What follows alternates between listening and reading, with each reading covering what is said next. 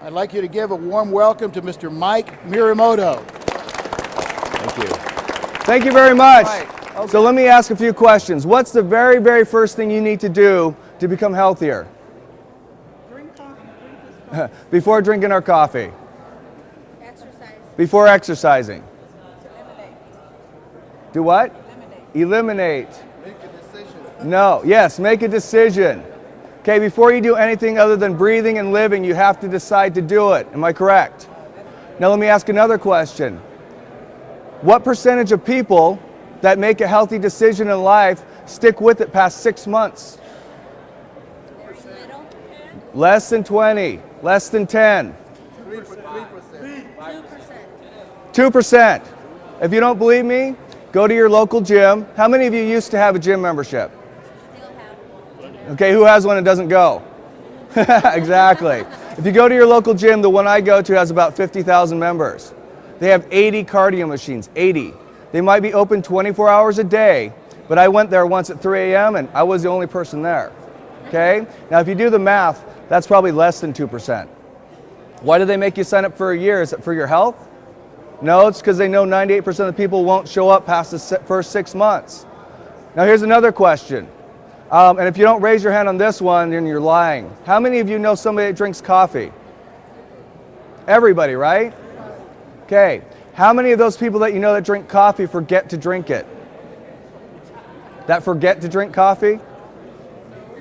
Nobody. Why? They more than a habit, it's an addiction. Here's a cool question. Isn't it true there's 2 types of addictions? Yes. Legal?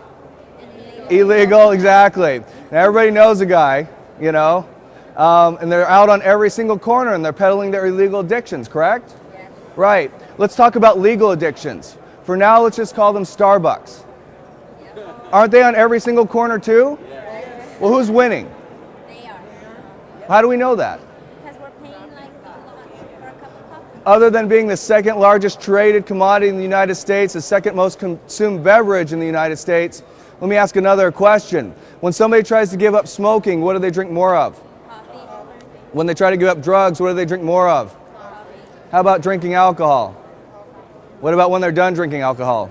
Coffee. What about in the morning after they get the hangover? Coffee. Exactly. We are the last vice people will give up on the road to being healthy. Now, is our coffee good for you? Yes, it is. Do we call it healthy coffee? No. Why? Would you want a healthy Snickers bar? No. Healthy potato chips? No. I mean, it's a great idea, but it just sounds like it wouldn't taste good. Does that make sense? So we call our coffee enriched. Have you ever tried any enriched products? Yes. Okay, Gatorade, vitamin water, Monster, orange juice with calcium, pretty much any type of bread you buy nowadays, all enriched, right? Does it taste pretty good? Yeah. Okay, have you tried our coffee? Yes. Did you spit it out? No. No, it was pretty good, right? Yes. Absolutely. Now, how do we make our coffee good for you? Well, we enrich it with a botanical called ganoderma-lucidum. It's also an herb. It's also a mushroom. Okay. Now, these are the 6 mushrooms that we use. Why do we use 6? For those of you that's the first time here, yes, you drank mushroom coffee. Okay?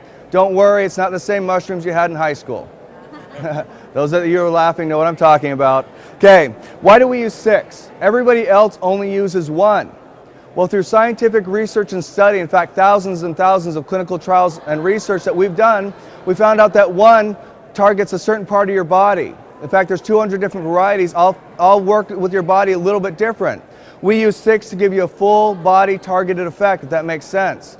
So let me ask you a question. Which is better, 1 or 6? 6.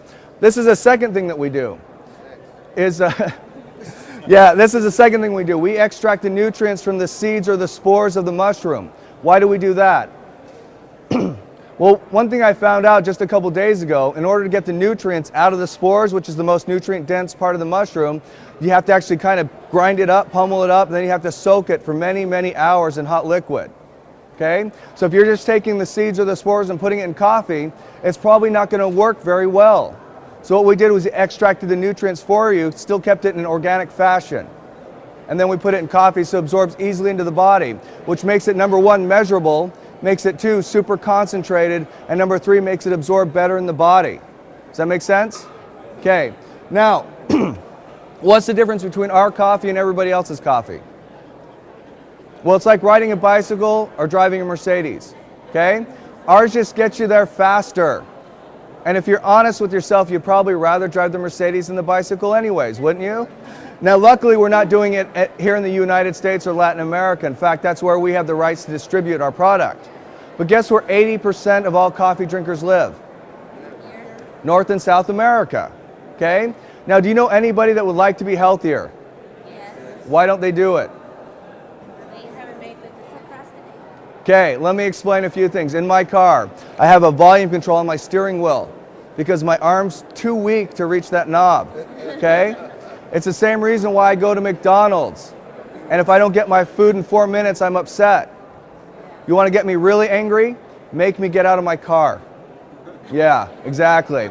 Now, the only button on the TV on my TV that I know exists is the one that finds my remote control. Okay? And that's our society today. Like she said, lazy. It just really comes down to that. People say, well, they don't know what to do. Do you know walking around the block a few times and eating vegetables is good for you? Why don't people do it? Lazy. Exactly. And could anything be easier than drinking a cup of coffee? No. No. That's what makes our product so unique, is that 80% of Americans are already using it. They're already spending money on it. You know, the average Starbucks user spends about $300 a month on coffee. Okay? So if they come and do business with us, are they going to save money? Absolutely. And in this economic crisis, that's a great thing. Okay, now ganoderma lucidum is a very anti-aging herb. Let's talk about anti-aging for a second. Okay? This was me before I started drinking the coffee. Oh, okay, that's not me. That's Mr. Liao. He's the owner and founder of our company. And I had the great privilege of talking with him for about 6 hours, asking him very, very technical questions about our product.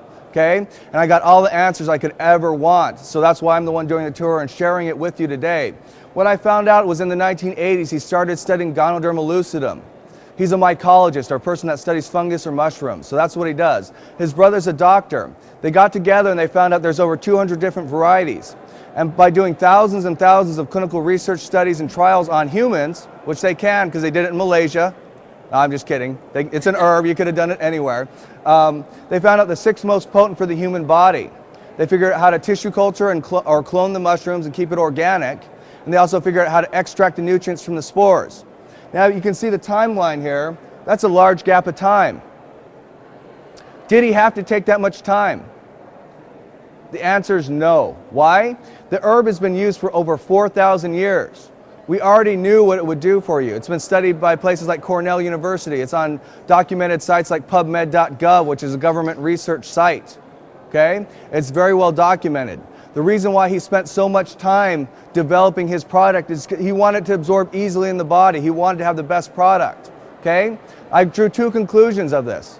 Either he really, really cares about his product, or he's a really, really bad businessman. Now, knowing that his company's doing about $500 million a year now, I'm not taking that he's a bad businessman. If that makes sense. Now, he put it in 1995, he started gano-excel.